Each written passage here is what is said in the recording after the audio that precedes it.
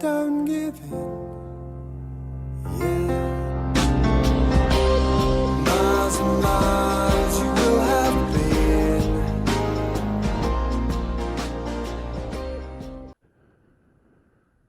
Well, hello everybody, it's Suffolk Andy here, and we're at St Andrew's Cove Height. I hope I've pronounced that right.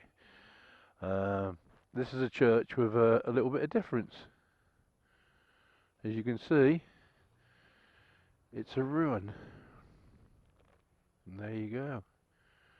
But the difference is, it's still a church, because there's a smaller church inside the bigger church, which makes it a bit unique, really.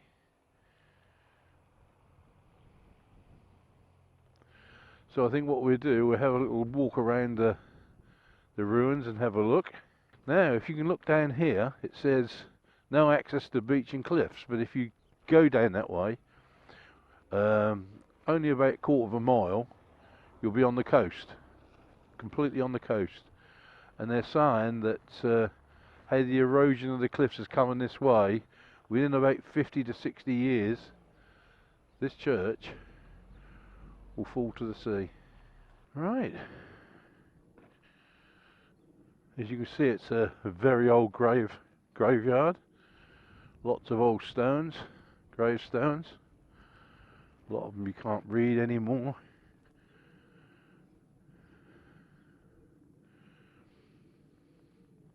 The old pigeons like it, they're all on the top down it. So let's just make our way. See if we can get into the ruins. It says the church is open, so I might even have a little look in there. You can see it's a very small church with a thatch roof. And near here is the inside of the original church. And it must have been something else. Look at the width of this and the height. Those pigeons are up there. That window must have been something else when it was in its heyday.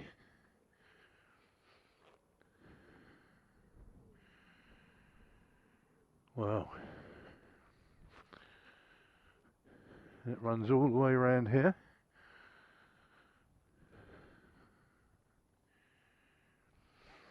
Must have been a pillar or something here. And a number one here, as you can see.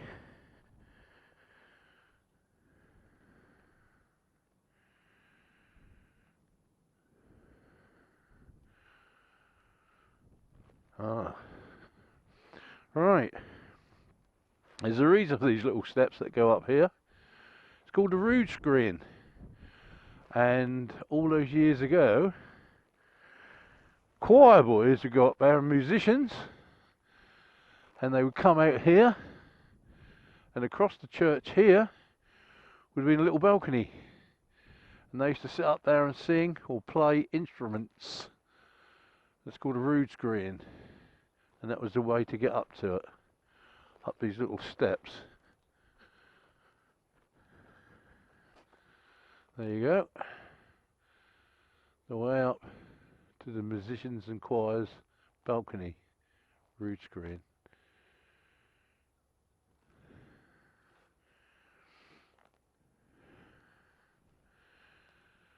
There you go.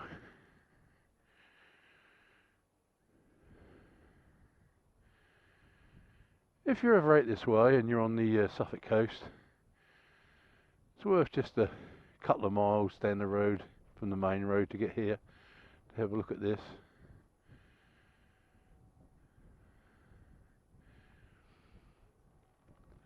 Must have been something on this day.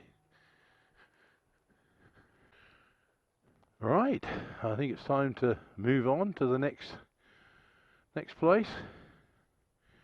We'll leave this old church in ruins. It's always I always find it a bit of a dilemma, you know, when it comes to content for vlogs, you know, because I do sort of general stuff, I suppose, but I am tagged with the church man, I suppose, as well. I always find it a bit hard sometimes to think, shall I do this, shall I do that?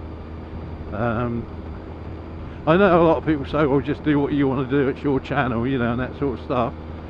But you know, if you had a channel that was Tiddlywinks, you wouldn't get a lot of people watching Tiddlywinks. No, I'm probably wrong there. You'd probably get more people watching Tiddlywinks than you would bloody motovlogging at the moment. Yeah, so I always wonder, you know, how to make it interesting or you know, different. I always try my best, trust me, I always try my best to think of something. You know, like, you know, somebody the other day sent me a message saying, Andy, you know, we really do like the shit chats, but they're the most unpopular ones I do. So I'll put them in now and then because I know people like them. The church stuff, like the ruins and the stuff like this, are not particularly that popular, but I know people do like them, and I think, well, you know, it's worth the effort. Try and keep everybody happy, having a varied subject matter, you know. When I look on my channel, the two biggest vlogs that I've ever put out are the first ride on a Virago and the review of this bike. They're very popular, it seems to me. If I look when I look on YouTube and you look at the reviewers, especially reviews on bikes, seem to be the most popular thing on there. But to me, I find that I wouldn't probably be able to do that because I'm not a technical guy. I'm not into all the bits and pieces about bikes. I just like riding them.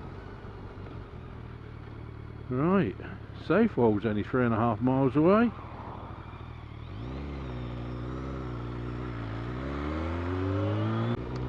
Trying to find my way to the seafront.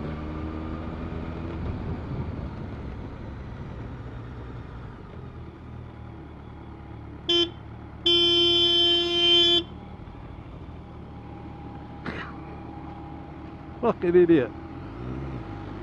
Fucking idiot.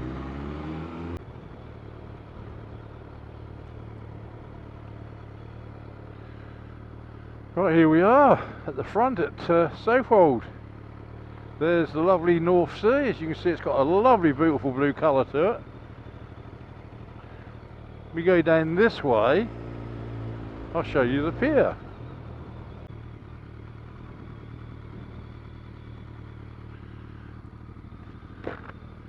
There you go, Southwold Pier.